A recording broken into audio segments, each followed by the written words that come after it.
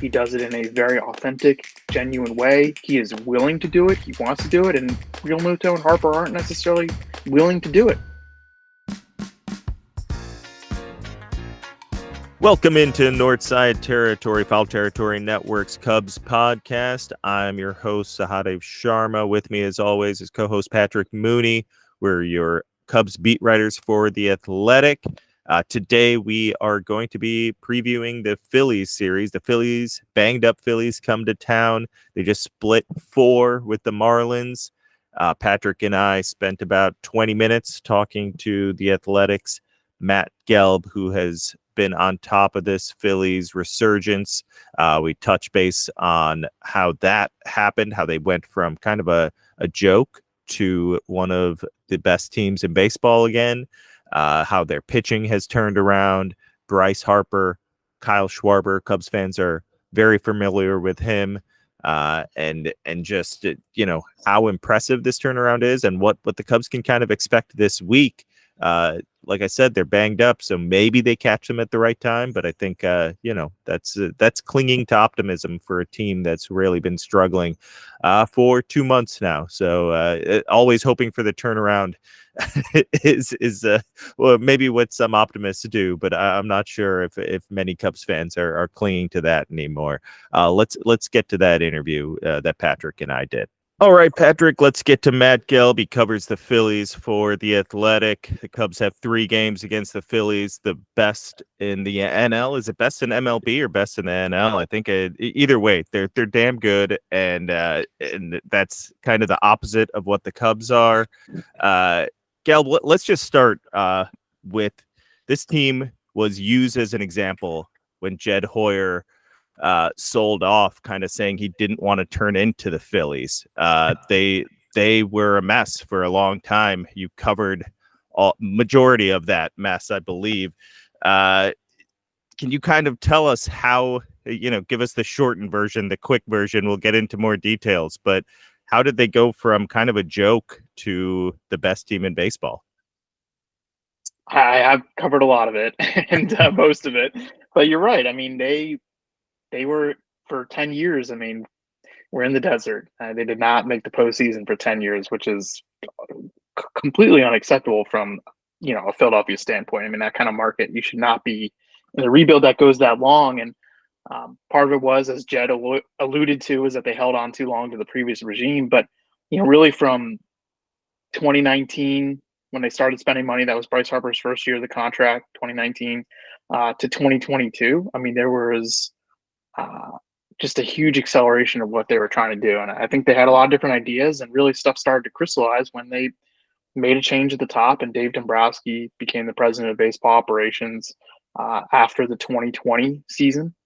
So his first year was 2021. And, I think they've just been better at, first of all, they've really hit in free agency. I mean, at a rate that is unusual. And they've had their misses. Taijuan Walker right now certainly looks like a miss. Nick Castellanos, probably going to end up being a miss when it's all said and done. He has a 5-year, $100 million deal. He's in year 3 of that. But they've had some, truly remarkable hits. I mean, Bryce Harper signed it in 2019. Tremendous contract. Zach Wheeler, the first Zach Wheeler deal, which was signed by Matt Klentak's front office. $118 million over 5 years, and then they, packed on a 3-year extension on top of that. I mean, Zach Wheeler is arguably one of, if not the best pitchers in the league right now. Amazing hit on that. Trey Turner looks like a good hit. Kyle Schwarber, you guys and your listeners know really well, was I think a franchise-changing acquisition. Simple as that. I mean, which, I know that still frustrates Cubs fans a lot, but just did a lot for them, both on and off the field. And they've really improved their pitching program. That's been under the hood. I mean, has been a huge thing. They hired Caleb Cotham as their pitching coach, a former big league pitcher who's got, advanced history of advanced thinking, and he was one of the early adopters of driveline, but has really done a great job of finding the middle ground when it comes to his pitchers. And they have Brian Kaplan, who's the assistant pitching coach, and has really helped them from a biomechanics standpoint. And I think what they do really well is they they have found a great mix of new ideas with old school thinking. And we don't typically think of Dave Dombrowski as a new school guy at all, but I think I give him credit in that he is very good at figuring out who he should trust and who he should listen to.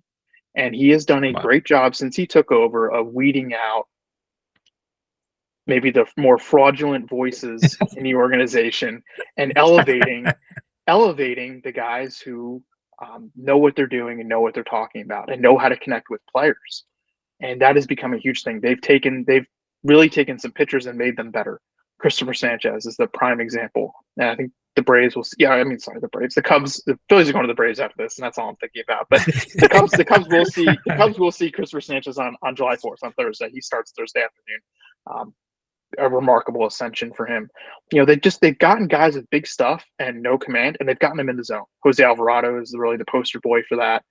They've got guys on minor league deals and gotten them into strike zone and made them late inning relievers like Jeff Hoffman. A huge win for them. Mm-hmm. They've just gotten guys better. They've improved their development at the major league level immensely. And this was something that they were not known for. They would bring up young players either too early or too late, and they would become stagnant at the major league level. They would not continue to develop in the majors. And you guys know this. I mean, development has really seeped into the big league level now because guys are coming up as unfinished products, very talented, but unfinished. And the teams that can figure out how to continue to win and develop these young players at the same time are really finding success. And the Phillies have I think, done a great job doing that. That's a long answer. I'm sorry. No, I mean, that's the perfect overview, because I think Cubs fans on one hand heard what Sahadev was mentioning, that metaphor of, I think it was the Yu Darvish trade where Jed was like, there are teams like the Phillies, Giants, and Tigers who saw that cliff coming and ran straight over it. And I don't know. He's not wrong. I mean, he's right. I mean, they made mistakes in 2012 and 2013. Oh, for sure. It's just, as you know, it's weird for like executives to call out other teams that specifically, like in a negative way. I was kind of taken aback, even though he was right. And like you said, Matt, it seems like Kyle Schwarber was one of the guys who kind of lifted this franchise up. You had this awesome story in The Athletic, The Essence of Kyle Schwarber. I think there are lots of great stuff in it, but I think you really captured Schwarber's Schwarberness with that story of Alex Cora. Schwarber showing up with the Red Sox in a pregame meeting, interrupts and just goes, "Bro, this guy stinks. Let's go kick their ass." Talking about that nice starting pitcher. You absolutely nailed it. The Schwarber experience. Could you explain for our people in Chicago who still can't believe the Cubs let him go for nothing over COVID imposed budget restrictions? Like, what has he meant in Philadelphia? He's just helped change the culture of this franchise. And because for years and years, the Phillies were an organization that found ways to fail. They found ways to lose, especially in September. The big thing here was that for September after September in 2018, 2019, 2020, 2021, the Phillies just always would crumble in September. They would find ways to lose. And Schwarber not only has been productive on the field, he really has. I mean, he's on the IL now. Obviously, the Cubs are going to miss him this week. A little bit of a groin strain. He should be back next week. But he's got like a 375 on base percentage right now. I think he's top 10 or maybe 8th in the National League in on base percentage. He is batting leadoff for the Phillies. He's batted leadoff now for the better part of 2 years. And he just has this way about him that I've said this numerous times. Like, they say that JT Realmuto is the backbone of the team, and he is. He's the catcher. They'll say that Bryce Harper is sort of the heart of the team. He's leads by example. He's the star of stars. But really, I think that Kyle Schwarber is just like, he has become the soul of this franchise. I mean, because he has such a way of connecting people and making people feel comfortable, making them feel confident. And he does it in a way that's not forced. He does it in a very authentic, genuine way. He is willing to do it. He wants to do it. And Realmuto and Harper aren't necessarily willing to do it. they are willing. They want to lead by example. Kyle Schwarber is happy to lead both on the field and off the field in the clubhouse. And I think what's really worked is that he and Rob Thompson, the manager, are very similar in their ways, their mannerisms. And Schwarber has become essentially an extension of Thompson in the clubhouse. And that has allowed Thompson to be hands off, to let these guys kind of do the things because he knows that Schwarber will make sure that they're not messing around. And I mean, it's Alex Cora, knows Dave Dombrowski really well from their time in Boston. And Cora said that he called Dombrowski after they signed Schwarber and said, "Look, like this is going to change your franchise." And Dombrowski had done a lot of research on it. He's like, "Yeah, okay." I mean, like he thought he was signing a good player and a player that would help in the clubhouse. And I think they've been blown away by his effect, really. It's fascinating to me because it's not like the Cubs didn't see that. Like they saw that, and that's part of the reason why they drafted him, but he struggled so much at different points that I don't think he could fully embrace that aspect. When you're working on yourself, it's really hard to kind of like go around the clubhouse and be that guy that's like, hey, chin up and all that stuff or whatever. However he does it in his own unique way. Now he got really hot at the end of 2019 and you could see it coming out a little bit more. But I think 2020 just killed any chance of him sticking around. It's too bad because they saw it and he just didn't embrace it. And I think Jed probably would admit that, he'd prefer to have him around right now. I mean, the guy with the little edge and power from the left side and it's a lot of what they need. Yeah, and he's not the perfect player. I mean, like he's led the league in strikeouts each of the last 2 years. He batted 197 last year, and he still had 120 OPS plus. He's like 20% better than league average. But I think Sahadev, what you mentioned, tough for him to be that guy when he's struggling. I think he's reached a point in his career where he is able to separate those two things, and that is really hard to do. I mean, very few guys can do that. It's hard for a guy to have personal struggles, yet to put his team ahead of that. And Kyle has done that really well. And I think that in turn has enabled other guys to do the same thing. And I mean, you could probably say that about Hector Neris with the Cubs in the bullpen, but and you covered Neris, what a great guy he is. He's struggling with the Cubs, and it's not a shock, that it's part of who he is. He is going to put men on base and then wriggle out of those jams. He's not wriggling out of enough. I'm curious. I mean, the Phillies, their bullpen was like the butt of jokes for years.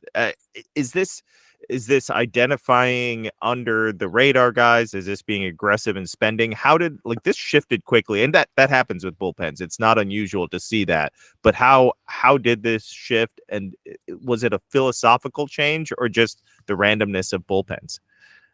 It was a philosophical shift. It was very clear what they did. They chased velocity. I mean, for that bullpen in 2020, and it was the worst bullpen I'll ever see. I think they had it was a 60-game season, but they had like a 7-something ERA, and they failed in every imaginable way. They made trades to try to bring guys in. It was really bad. And one of the first things Dave Dombrowski did upon taking over in 2021 was chase velocity. The first guy he acquired in trade was Jose Alvarado. And at the time, he was known as this guy who had no idea where it was going. Great stuff, just no idea where it's going. And they have since targeted that kind of guy. They have a type. I mean, they really have a type. They've gone after guys like Alvarado because they believe that they have a program to get those guys in the zone more. And it's not perfect. I mean, they've had some misses there, but they've done a really good job of just raising the bar in terms of stuff in the bullpen. And I mean, it really is. It's crazy. I mean, that bullpen in 2020, they did not throw hard. And I think that Dombrowski, when he first took over, was just sort of stunned at how the Phillies had gone about building a bullpen. And I mean, it is night and day. It really is. Because right now the Phillies, they don't have a set closer. They haven't had a set closer since Rob Thompson really took over. And Craig Kimbrell was that guy at times last year. But Rob Thompson's done a good job of mixing and matching, and they have, 4 different guys right now. They trust the back there. They have Jose Alvarado, they have Matt Strom, they have Orion Kerkering, the rookie, and they have Jeff Hoffman. And I'm just bringing this up now so I can illustrate this. In 2020, the Phillies relievers, their average fastball was 93.1. And in 2 years' time, just in 2022, it went up to 95.6. And this year it's 96 average. And velocity is not everything. We know that, but velocity in the bullpen, that's a lot. That counts for a lot. Remember a couple of years ago, Matt, the Phillies need some bullpen help. They acquired David Robertson. The three of us were in contact a lot at that time.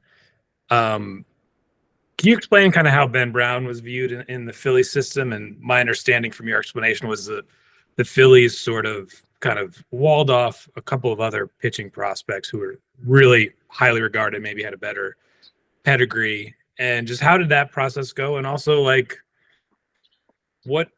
how does kind of Dombrowski view these guys? Because obviously he has this reputation. I love seeing him at like the GM meetings because he's like the only one with white hair and not wearing all like Lululemon and like, cool sneakers. Like he's just such an outlier. Like what did he think of kind of Ben Brown and that transaction? What you have to do to get to October?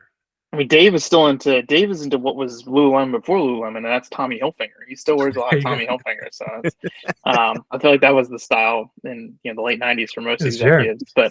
But Ben Brown, a guy that they liked, he had a lot of injuries, was really essentially like what we would call like a pop-up prospect in 2022. I mean, a guy who finally put it all together, had some helium, attracted a lot of interest, big strikeout rate, big time stuff. I think there were some questions within the organization about like his future role. Is he a big league starter or is he a big reliever? I think they thought he was a big leaguer for sure. I think there was some in the organization who were kind of upset that they traded him away. I mean, just because of the frame, he's a big guy, and it's like, dude. Okay, this guy's got a starter's mentality. He's got a starter's body. Can we get him to a place where he's durable enough to be a starter and has the arsenal to be a starter? And I think there were some in the organization who thought, yeah, we could have done that with more time. Maybe would have rather trade somebody else. But yeah, I mean, I think he was in kind of that bucket of prospects. They're like, okay, we're willing to make a move here to make the team better. He was not one of their top guys. It's probably in the back end of the top 10, I guess, at the time for them probably. And really had risen into the top 10 that summer, because of what he had done in 2022. So, in the end, is a trade that they would do it again? I don't know. Probably yes, because David Robertson did help them get to a World Series. Yeah, he got you can't take save that away. In the World Series. He got one of the most insane saves I've ever seen in Game 1 of that World Series in Houston. And it was a pretty big price to pay. It's Dombrowski has been remarkably restrained in trading prospects. And I know everyone's like, oh, Dave Dombrowski is just going to come in and tear apart a farm system. And so far, the best guys he's traded are Ben Brown and then Logan O'Hoppe, the catcher for the Angels. But they traded O'Hoppe straight up for Brandon Marsh, who, was also a young, controllable player who just had a better positional fit. O'Hoppe is a catcher, and he wasn't going to crack with Real Muto under contract and, still at the top of his game.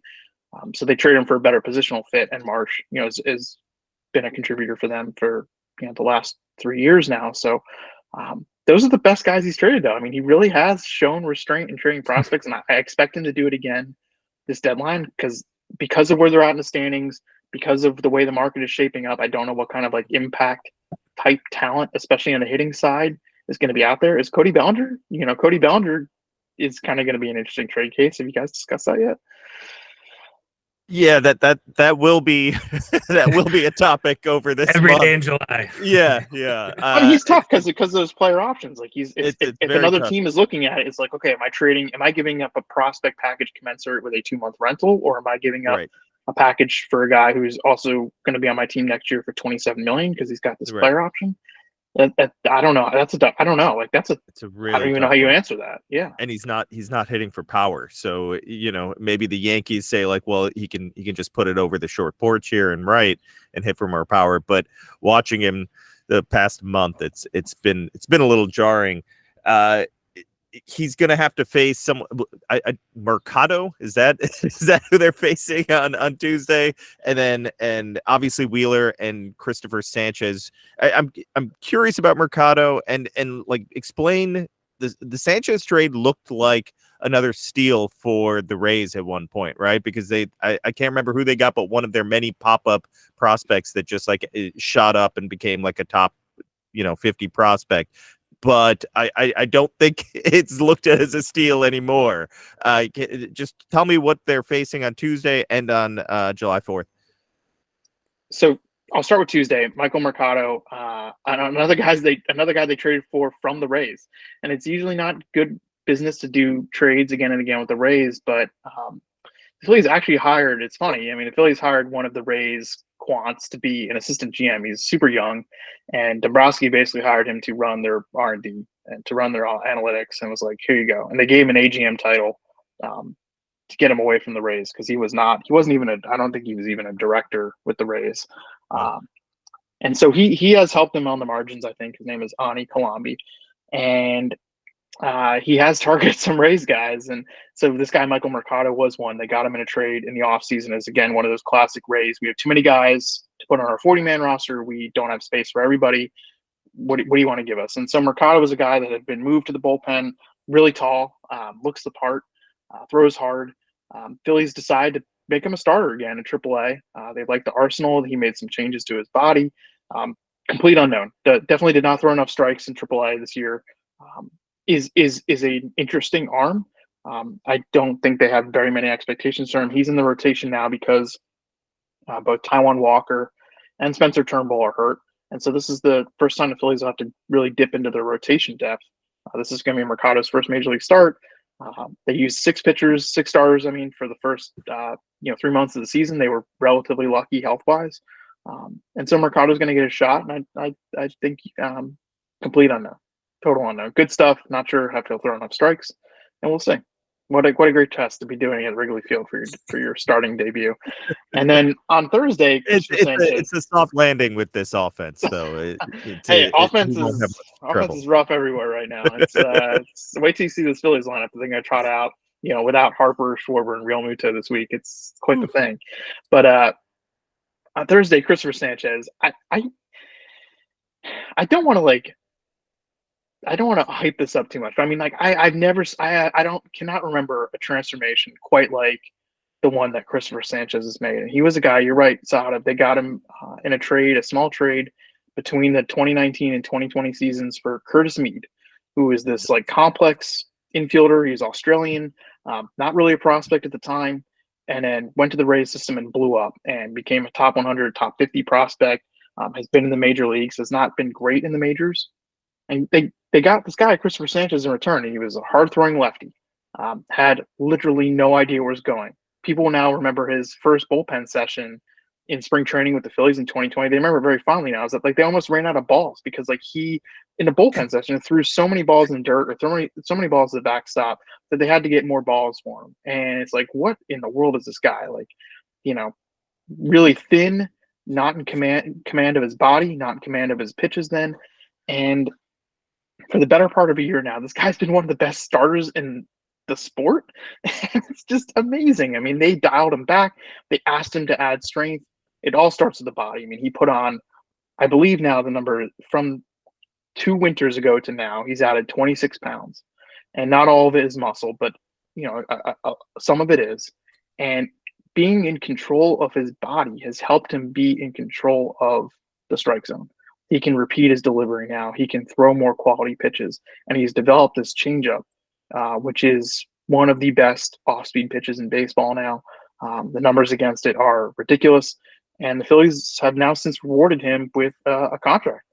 He's under club control for 4 more years after this year, but he signed a contract for $22.5 million, which bought out those arbitration years, and then also has 2 team options tacked on at the end, which would be his first 2 free agent years. And if he keeps pitching like this, it's going to be a massive bargain for the Phillies. But it also, guarantees him some money. And this is a guy who was in AAA 13 months ago, and really not even sure what his place in the organization was. So good for him for getting some guaranteed money, and good for the Phillies for, truly having an amazing development story. Now they dialed him back. He was throwing 93, 94 last year just to try to get him in the strike zone.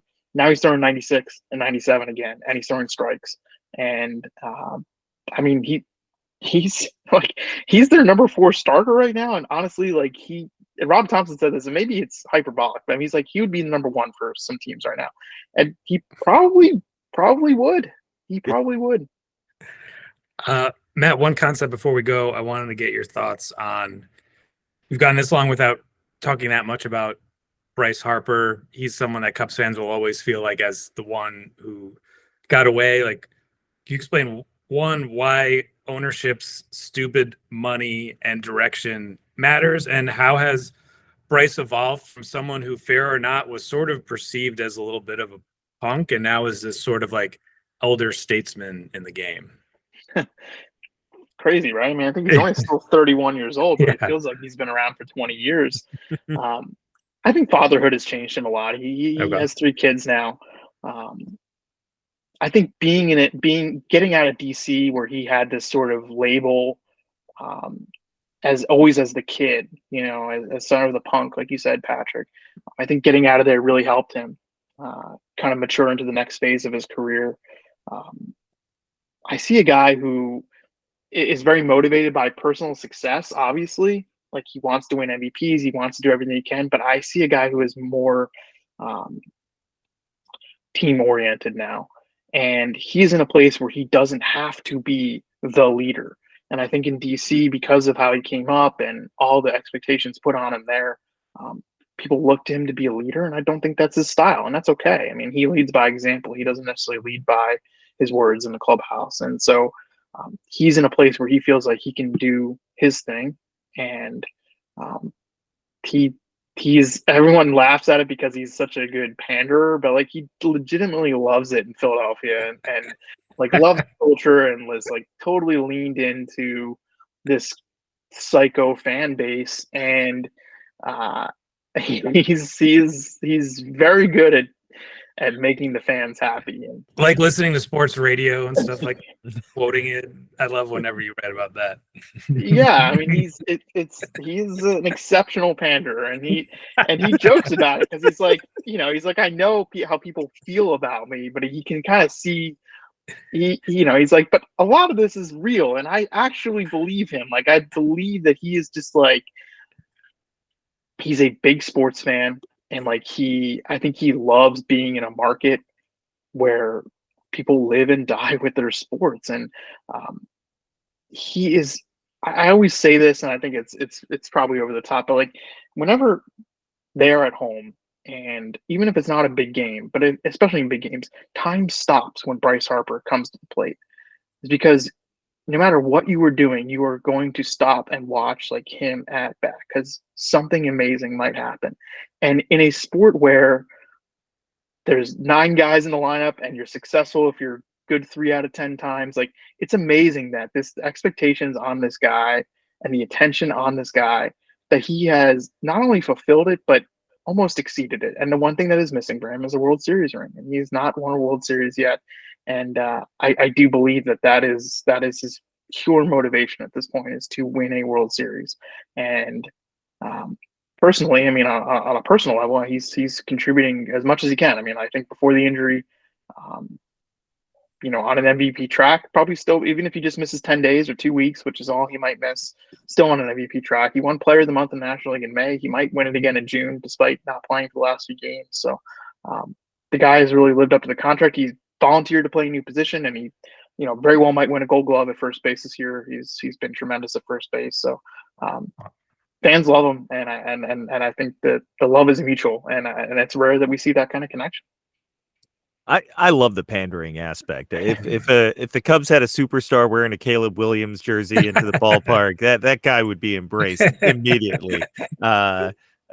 We have B Swanson complaining about the Falcons drafting Michael Penix Jr. instead. But Dansby's a great guy too. But Bryce's oldest has become like a huge Flyers fan, and so like, I mean, it's and like, that's real. I mean, like, Bryce is a Golden Knights fan because he's from Vegas, and that's like the team that he has adopted, because he believes that they're the only true Vegas team, because they were expansion franchise, and he has a lot of thoughts on this. He doesn't think the A's are going to work in Vegas, but yeah, his son has become a huge Flyers fan, and it's just it's neat to see, because you're right, Patrick. I mean, just the view of Bryce now is very different. and people see him like get tossed and like, oh, there he is again. Like, this kind of like, remember when he would get thrown out, 10 times a year when he was young, but it's like, actually, like he's shown more restraint, and his reputation has changed. I mean, he just, yeah, it is quite the growth. And I think a lot of it does have to do with being a dad, and you guys can relate to that. Absolutely. It's a little bit of a bummer that some of the most fun guys aren't going to be there for this series, but I'm still looking forward to the Phillies coming into town. I just even with all those guys hurt, I just don't see how the Cubs are in such a funk. This just feels like the moment where they start to get like, okay, this is the end. Like they have to play the Phillies, they play the Orioles, they sandwich the Angels in between there. If they lose that series, then we can really just like say like, all right, focus on the trade deadline. And I think that's kind of what these next 2 weeks are going to be. I'll tell you, Phillies fans would say that the Cubs are catching the Phillies at a good time. And it is not a good lineup right now. It's rough. I mean, they just, over the weekend against the Marlins, they split 4 games and they left, a million guys on base. They were, like 3 for 30 something with runners in scoring position. It was not great. But the Phillies are a team that's built on pitching and defense, and that is something that they do well. Though, of course, they made 5 errors in Sunday's game, so we'll see. Well, maybe the Cubs can come to life. We'll see. I'm not betting on it. Thanks so much for the time, Gelb. We'll look forward to seeing you and hanging out. Yeah, I can't wait to be at Wrigley. Yeah, I'm excited. Looking forward to it, man. Take it easy. Take it easy, Gelb. Thanks so much to Matt Gelb for joining us. That was a great interview, and thanks to all of you for listening. This is Northside Territory. Please rate, review, subscribe, do all that good stuff for the podcast. We really appreciate you listening. We've been getting great feedback. Your interaction helps make this show go. We appreciate that. Make sure to read my and Patrick's work at The Athletic. We got you covered with the Cubs. Read Gelb's work if you're interested in the Phillies. That awesome Kyle Schwarber story, I can't recommend it enough. And Gelb in general is just a standout beat writer. His work is the type of stuff that people in the business will read to get ideas on how to better themselves. He's one of the best there is, and it's really I know I read his work to get ideas on how to attack my beat, and most of the good ones I know bring up Gelb. So thanks to him again for joining us. Thanks to you for listening. We'll be back at it soon. Take care.